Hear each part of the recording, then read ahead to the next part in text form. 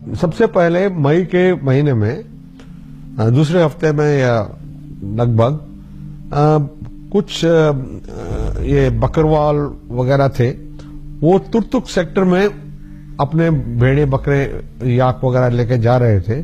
तब उन्होंने देखा कि कुछ आदमी जो कि काले से कपड़े पहने हुए और हैवी वेपन्स के साथ लेस थे, उन्होंने उनको देखा और उनको देख के वो डर के मारे भाग के आ गए।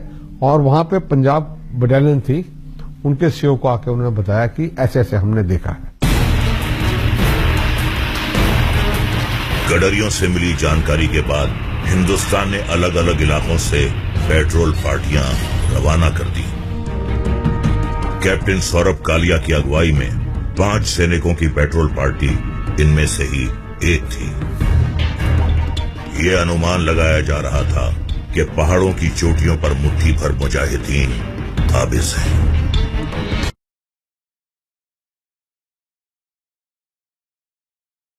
9 मई को करगिल पर जबरदस्त बमबारी हुई।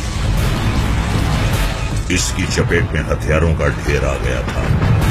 एम्यूनेशन डंप 3 दिन तक चलता रहा। हिंदुस्तानी खेमे में घबराहट तो रही, लेकिन दुश्मन का आकलन मुमकिन नहीं हो पा रहा था।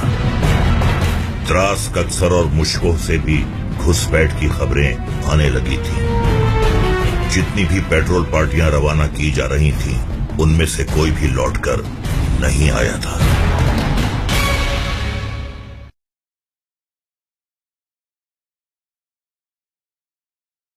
पहले बटालिक में डिटेक्ट हुआ, बटालिक के बाद फिर दराज में डिटेक्ट हुआ, फिर मशको में डिटेक्ट हुआ और कुछ फिर कारगिल के सामने उसके एरिया में डिटेक्ट हुआ। तो 4 या 5 पॉकेट थे। हाँ, सब सेक्टर हनीफ में भी डिटेक्ट हुआ, जो कि 102 इन्फेंट्री ब्रिगेड या सियाचिन वाले ब्रिगेड में भी था। तो ये तकरीबन 5 सेक्टर थे जिनमें दुश्मन आ गया था, और ये आया उन्हीं एरिया में थे जो अनऑक्यूपाइड थे। कश्मीर घाटी से करगिल सेक्टर के लिए और फौज रवाना की जाने लगी थी।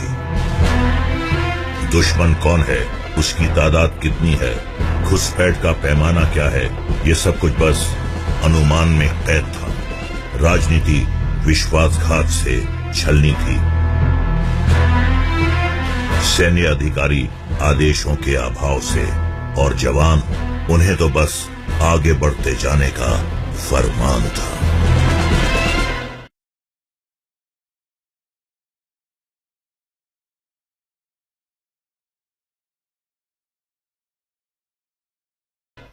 ये हमें किसी ने नहीं बताया, ना कि ऊपर की इंटेलिजेंस ने, ना कि ग्राउंड इंटेलिजेंस ने, कि असली में फौजी ही इन्फिल्ट्रेट कर चुके हैं। तो ये काफी मुश्किल हो गया था, और हमें सबसे पहले तो बहुत जरूरी था कि पता करें कि ये मिलिटेंट्स हैं या फौजी हैं।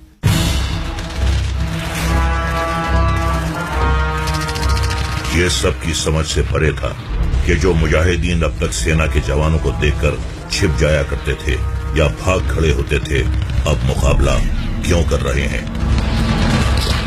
बगैर उकसावे के कभी पेट्रोल पार्टियों पर तो कभी सड़कों पर चलने वाली गाड़ियों पर बमबारी क्यों करते हैं। इस सवाल का जवाब इतनी आसानी से मिलने वाला नहीं था। दोलो लिंक की नंगी पहाड़ी 16,000 फीट की ऊंचाई से द्रास की ओर देखती है।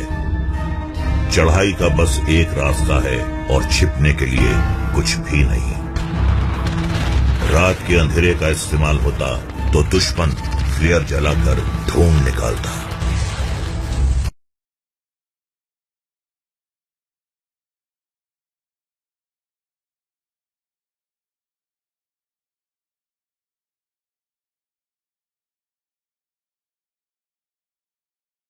ग्यारह मई से वन नागा के जवान इस कोशिश में लगे थे कि दोलो लिंक पर वापस कब्जा हो सके।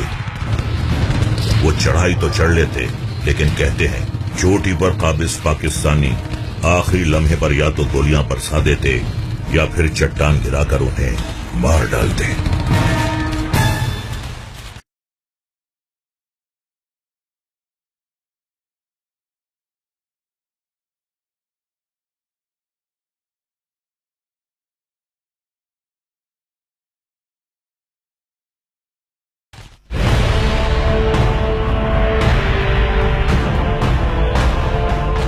22 मई को तोलोलिंग पर कब्जे की जिम्मेदारी 18 ग्रेनेडियर्स को सौंपी गई।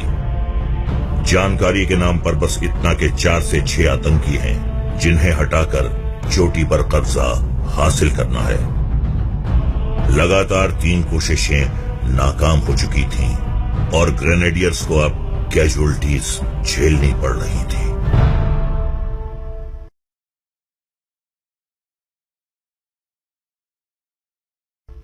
3 हफ्ते यूं ही गुजर गए और हिंदुस्तान अंदाजा नहीं लगा पा रहा था कि दुश्मन कौन है और लड़ाई किससे है। तब भारतीय वायुसेना से मदद मांगी गई। 17 मई को पहले विमान ने गश्त लगाई, लेकिन जरूरत तस्वीरों की थी।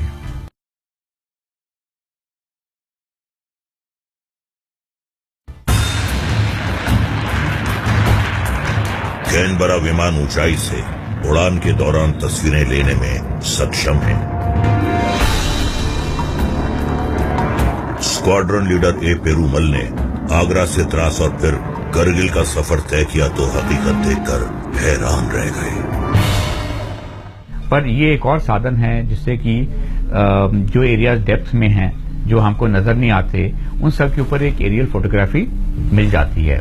उससे ना कि हमको भी खबर मिलती है, फोटोग्राफ्स हमारे पास आती हैं, पर पहले हायर हेडक्वार्टर्स और गवर्नमेंट के पास एक मीन्स ऑफ कंफर्मेशन आ जाती है कि भाई यहाँ कुछ ना कुछ हरकत है और एक्टिविटी है। कोई बंकर दिखाई देंगे, कुछ और दिखाई देगा, कुछ किसी चीज का स्टॉक पाइल पड़ा होगा।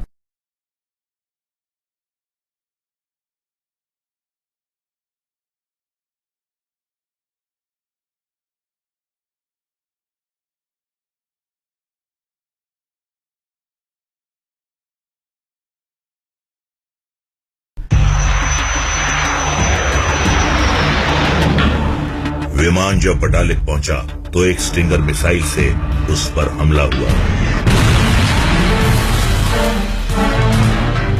एक इंजन में आग लग गई, लेकिन बेहद बहादुरी से स्क्वाड्रन लीडर पेरूमल विमान को सुरक्षित लैंड कराने में सफल रहे।